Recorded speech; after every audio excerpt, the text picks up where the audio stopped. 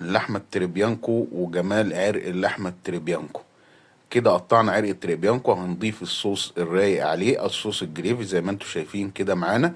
طبعا عايزين تعرفوا كل حاجة يا ريت تتابعونا في الفيديو بتاعنا. يلا بينا على الفيديو. بسم الله الرحمن الرحيم. حبايبنا في كل مكان، يا رب تكونوا بخير ان شاء الله. ورجعنا لكم النهارده باكله او وصفه سهله وبسيطه جدا، وهو هنعمل معاكم النهارده العرق التريبيانكو الجميل اللي انتم شايفينه قدامكم ده. طبعا العرق التريبيانكو ده بيكون موجود في فخده العجل، وبيكون لونه مختلف عن بقيه اللحمه اللي موجوده في الفخده. طبعا هنربط معاكم العرق زي ما انتم شايفين كده اهو. هناخد عقده كده اهي، وهنشد الخيط بتاعنا كده، ونبدأ نلف من تحت لفوق اهو. بسم الله اهو، سهل وبسيط جدا، مفيهوش ولا وجع دماغ اهو. حاجة بسم الله ما شاء الله اهو. طبعا طبعا وانا بربط لازم اشد عشان العرق يمسك نفسه، لان حتة اللحمة دي بتبقى خشنة اهو. اللحمة دي بتتعمل ستيك، وبتتعمل بفتيك، وبتتعمل روستو زي ما احنا شايفين كده، وبتتعمل روشبيف.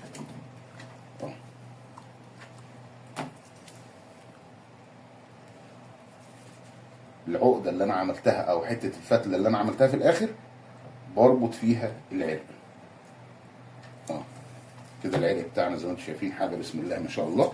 طبعا بنعمل ازاي؟ اصبر. طبعا لكل الناس انا كده ربطت العرق بتاعه، لكل الناس اللي عايزه تعرف تربط العرق ازاي اهو. احنا هناخد واحده زي كده اهي، وهناخد دي نربطها كده اهي ربطه جامده. الحته الطويله اللي انا سايبها دي عشان اربط فيها الخيط بتاعي وانا برجع اهو. كده احنا ربطناه مره. لكل الناس اللي عايزه تعرف ازاي تربط عرق التريبيانكو، احنا هنا اهو يا جماعه من الاول وجديد. ربطنا واحده اهي وسيبنا فيها حته خيط طويله. هنبدا ناخد دي كده ونبدا نلف اهو. اهو يا جماعه اهو، سهل وبسيط. وانت بتلفي تلفي جامد، والخيط بتاعك ما يكونش على الارض اهو اهو. وتشدي عشان يتشد معاكي اللحمه، واللحمه ما تفكش وتطلع معاكي شرايح زي ما انت بتقطعيها اه اه. وهنيجي في الاخر الحته اللي احنا سبناها هنا اهيت اهي، دي اللي هنربط فيها الاتنين مع بعض زي ما انتم شايفين كده اه. تربطيه جامد كده، وهنيجي بالسكينه بتاعتنا الجميله نقطع كده. احنا لفينا العرق بتاعنا حاجه بسم الله ما شاء الله سهل. نيجي الخطوه الثانيه اللي هي هنغرز العرق بتاعنا توم اه. هنبدا نعمل فتحه زي كده، وهنحط وحدتين فلفل اسود حصى اه او ثلاثه. وبعد ما غرزنا الفلفل هنحط التوم بتاعنا، نخليه يغوص ورا الفلفل اه. ناخد واحده ثالثه تانيه اهي، نحط وحدتين فلفل حصى،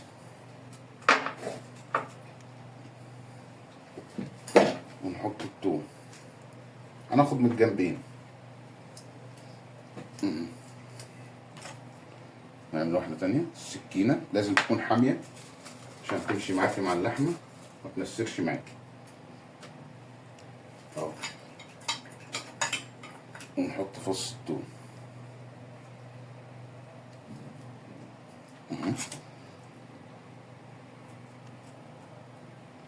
نحط فلفل اسود، نحط فص توم. نيجي بقى على الجنب التاني كده زي ما هو، نقلب ونعمل فتحة كمان هنا، ونعمل واحدة هنا كمان، وهنا وهنا اهو. نحط فلفل اسود اهو،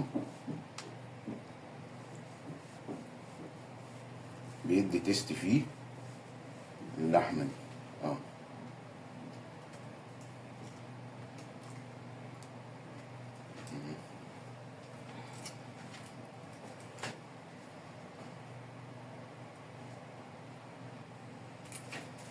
زي ما انتم شايفين كده بالظبط. طبعا التتبيله بتاعت عرق التريبيانكو ده تبقى ملح، فلفل اسود مجروش، شويه بهارات، شويه جوز الطيب، ولا ازيد ولا اقل. كده غرزنا التوم بتاعنا وحطينا الفلفل الاسود. شايفين زي ما انتم شايفين كده يا جماعه. هنجيب بقى الفلفل الاسود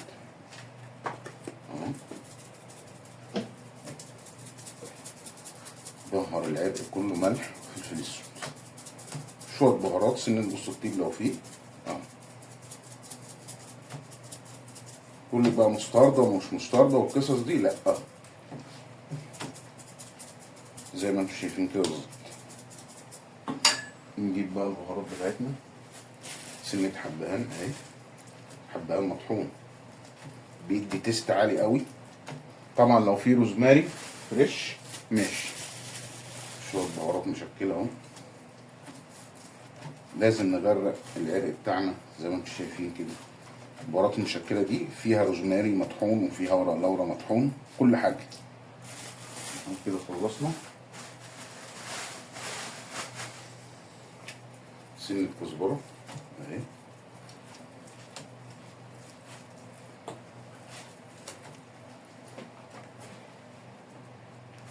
فاضل حاجة واحدة بس اللي هي الملح. نجلسه كده. طبعا بعد ما عملنا القصة دي هناخده على النار، معلقة سمنة، شوية زيت أو زبدة وزيت، ونبدأ نشوح العرق الجميل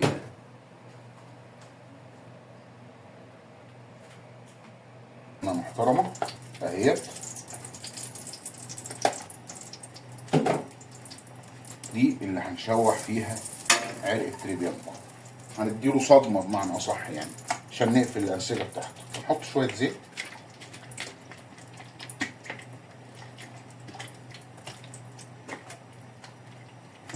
بس سيبه يسخن بقى.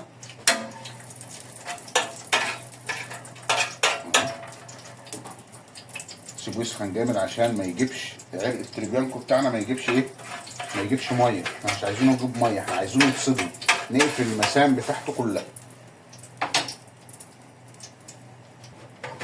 زي ما انتم شايفين الصينيه بتاعتنا بسم الله ما شاء الله. طبعا العرق بتاعنا الجميل اهو يا جماعه. هنبدا ننزل بيه بسم الله. هنقلبه على الاربع تجناب، ياخد لون من الاربع تجناب. طبعا بعد ما ياخد لون في الاربع تجناب هنقول لكم هنعمل فيه ايه تاني. طبعا الفرق بين العرق التريبيانكو والعرق الفليتو، العرق التريبيانكو ده بيتعمل ستيك وبيتعمل بفتيك وبيتعمل بالطريقه اللي احنا بنعملها دي. العرق الفليتو بينشوي ويتعمل بكاسه، وفي ناس بتعمله كباب حله.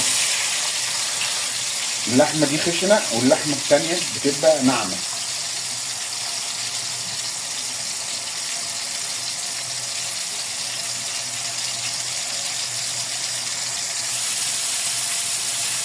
شايفين اللون الجميل ده يا جماعه؟ هنخلي الاربع تجناب بنفس اللون ده عشان ما ياخدش معانا تسويه في الفرن.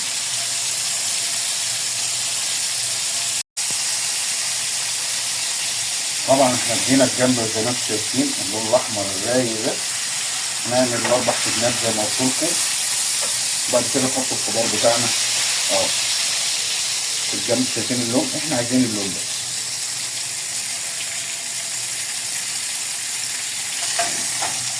هو ده الشكل يا جماعه زي ما انتم شايفين، حاجه بسم الله ما شاء الله.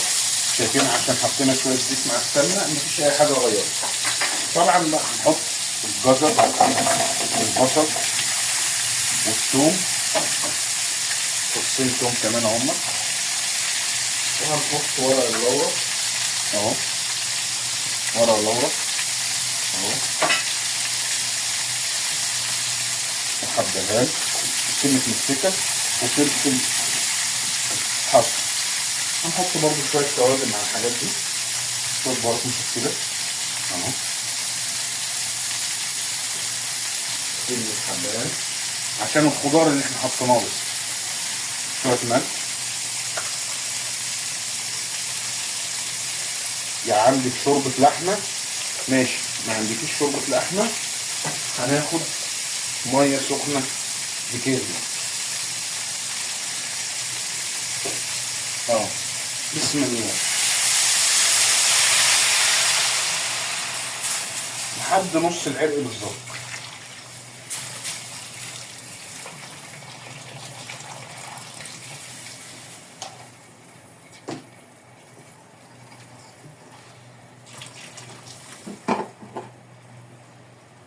شغال زي ما انتم شايفين يا جماعه كده، حطينا الخضار بتاعنا، حطينا البهارات بتاعتنا، شايفين لون الشوربه بتاعتنا عامله ازاي. بعد كده هنخمره بسلفر يغلي غلوه زي كده، وندخله الفرن لمده ساعه، ساعه وربع بالظبط.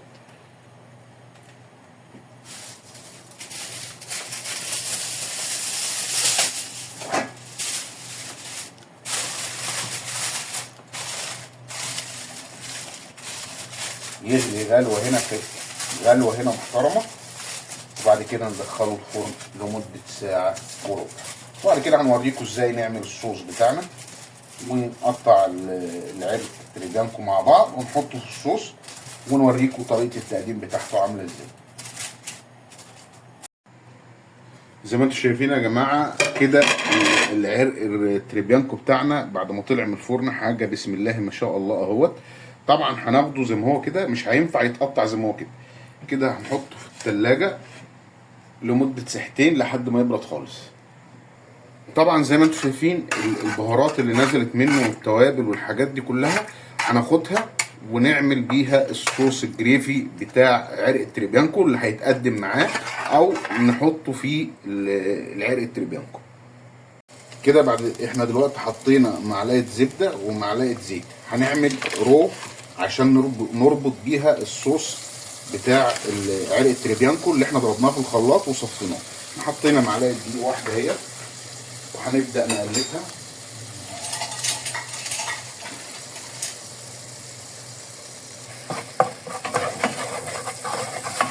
هنبدأ نقلبها لحد ما تاخد اللون البني بتاع نفس لون الصوص اهو.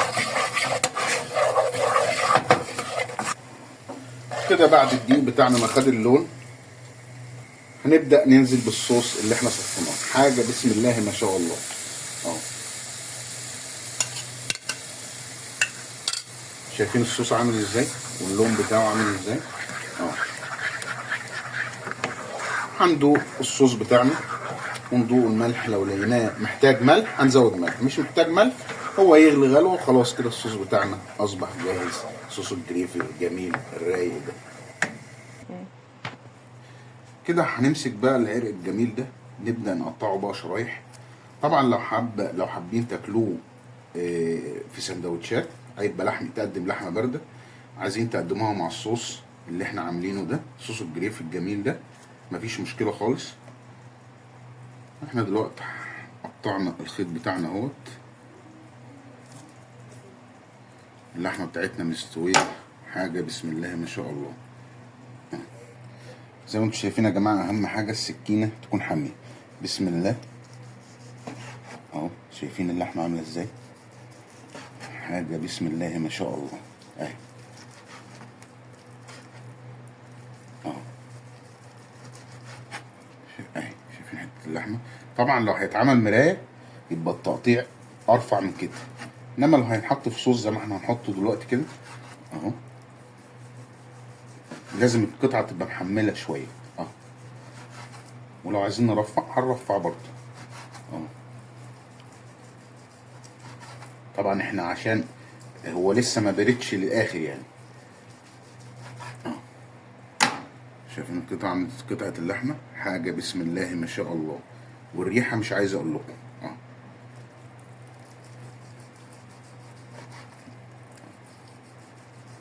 ايه بقى ماسك نفسه كده عشان احنا ربطناه باحكام، انما لو مش مربوط كويس هتلاقيك تقطع حته اللحمه هتلاقيها تفرول منك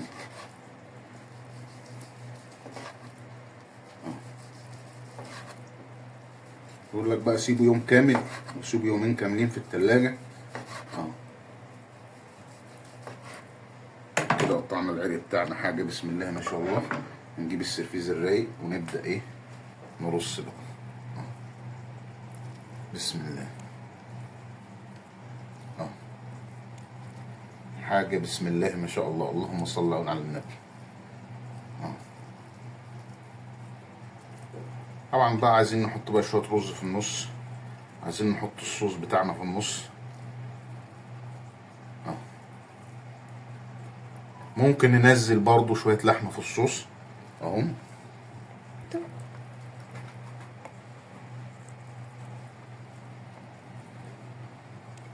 اهو يا جماعة زي ما انتم شايفين كده. هنجيب بقى صرصريرة او بولة نحطها هنا، نحط فيها شوية صوص ده على التقديم، وهنرش صوص على الوش كمان.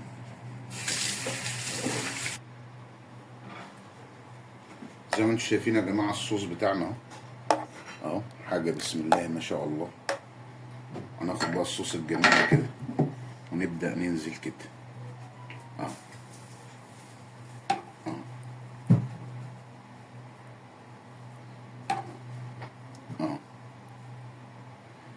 حطينا الصوص اهو. ناخد بقى صرصريرة او بولة زي كده نحط فيها شوية صوص اهي. نزود فيها شوية صوص كمان وبألف هنا وبألف شفاء. طبعا ما تنسوناش في اللايك والشير والاشتراك في القناة وتفعلوا زر الجرس عشان يوصلكم كل جديد مع الشيف إبراهيم حسن. والسلام عليكم ورحمة الله وبركاته في لقاء آخر إن شاء الله.